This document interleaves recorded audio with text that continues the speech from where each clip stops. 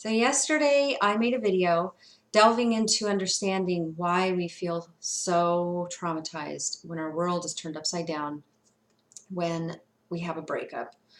And the question that I get the most often from viewers and readers are followers on social media are the questions around if somebody is going to come back. How do I know if this person is going to come back? And the former video, and I'll link it wherever you see this video on YouTube or Facebook. I'll link that video too for reference. But I'm going to go into tools today. Yesterday we talked about the developmental component and how it can trigger us and traumatize us so significantly, usually because of something that's unresolved from our developmental stages. So today I'm going to give you a couple tools that will help you dig deeper into this, because I did discuss how important it is to get into the eye of the storm, the stillness within you, and the only way to do that is to ask yourself some really important, crucial questions. The first question you need to ask yourself is, what is it that I'm missing? What is it that I miss the most? Is it the idea or the reality of what our relationship was, with all its good and its bad? So when we ask another question, that would be, how much of it do I miss? How many moments am I hanging on to? Is it years of beautiful experiences together? Or is it a few moments we shared that were so valuable and so incredibly special that I'm building this hope, this belief in us on those moments? Because that is what's most common in situations where you feel the most derailed when somebody leaves. It's because there has been an idea, a hope, a belief. If you're using we could have been, we could be, if we were together more, if you only, or if I only, or if we only, if you're using all of those what if scenarios that are all stemmed from your imagination and none of them are stemmed in your reality together, then there is some deep work that you need to be doing within yourself. And that's probably what the other person is wanting to do too, which is why they need space. When there's a good, healthy foundation for a relationship, and I don't mean the first 6 months that are intoxicating, but I mean after the 6 months pass and you start getting into the dig your heels into what a relationship really is and what that dynamic is together. I mean, you can really look at, you have a good foundation of what your relationship was together and what you were able to do together. And if the majority of that was positive and you embodied love and it was a loving, fulfilling relationship, and then something tragic happened, something maybe you don't understand, that's a whole different scenario, and I'm not talking about that in these videos. So let's shelf that. Maybe see a therapist. There's other things that need to be dealt with there.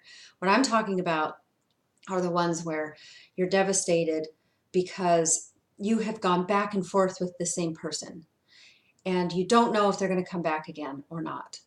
There's a push and pull constant. If there's a constant push and pull, that is something you two are using each other as surrogates to fulfill something from your past, to help resolve something that is unresolved within yourself. And it doesn't work, which is why there's the pull away, because you know it's not working, but something instinctively pushes you back together because that thing is still unresolved. And you start looking at this person as though they can fulfill this. I know this from experience. I've been on both ends, so I can speak eloquently beyond my life experience and my education and my own issues. I can assure you that if there's a push and pull, one or both of you are using the other person to help resolve something that's unresolved from developmental stages in life. That's just the way it is. Now, you can have an honest relationship around that. I had my most beautiful relationship to date, only lasted 4 years, but it was because we were candid with one another. There wasn't really the push and pull. We'd had a healing, loving relationship, but we both discussed openly, and still can, how we were almost surrogates through the healing process. because he embodied the avoidance style, but he wanted to change that. And there was no push and pull. We were committed and we were together, but we would have conversations around what was unresolved from our childhood, whether I was feeling neglect or our fears of abandonment, our fears of intimacy, because one of you has an awareness that you have the fear of one of those and you aren't aware of the other one, and vice versa. So it does kind of balance each other out a little bit, which is another reason it's so intoxicating to be with that person. But again, if it's intoxicating, that alone is your cue. Because if more than 6 months goes by and you still are having this push and pull with the same person, there's something deeper going on. I encourage you to get therapy regardless. If you get any kind of relationship issues, see a relationship therapist, a psychologist, or a counselor that can help you navigate this. But go in there with the intention of understanding yourself on a deeper level. Because when you understand yourself and you start to see that this part of you that compels you was developed when you were a child and your brain wasn't fully developed.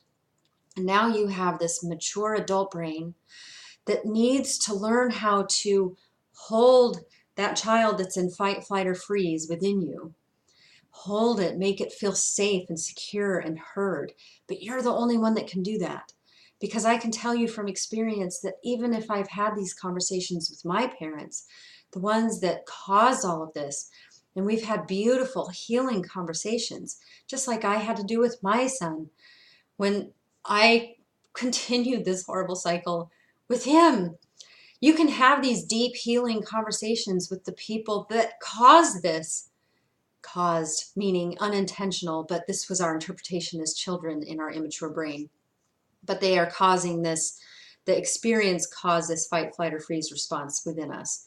You can have those healing conversations, and I promise the impulse is still going to be there because it's the deepest, most permanent part of your brain and how your nervous system responds to situations. So you have to learn to pause and notice yourself and what's compelling you.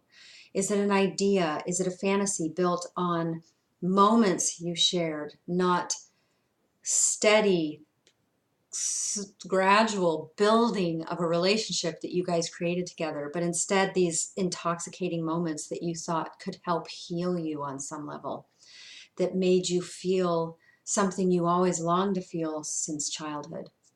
Because that's the shaky ground. And that I can assure you, you can do the push and pull for years and it's not going to fix anything because you have to come to peace and terms with that. You have to create a new neural pathway around every time you're triggered. And notice when you feel these sensations, when you feel these fight, flight, or freeze responses, notice it, pause, create a new neural pathway in that moment and make a completely different decision than you've ever made. And you will start to create new alternatives for not only your behavior, but your life experience and your relationships with human beings on every level. And your love is going to blow up, I promise. But make peace with the fact that that scared child inside of you is always going to be there and it's always going to need to be reassured. And that's okay. There's nothing wrong with that. That's part of learning how to love yourself. I hope this helps. The feedback from the video yesterday helped a lot in making this video. So I hope these tools have helped you a little bit more. And if you have more questions or need more dialogue questions, when you start digging a little deeper, maybe you need to get further or you get stuck, let me know. And I can help with that too.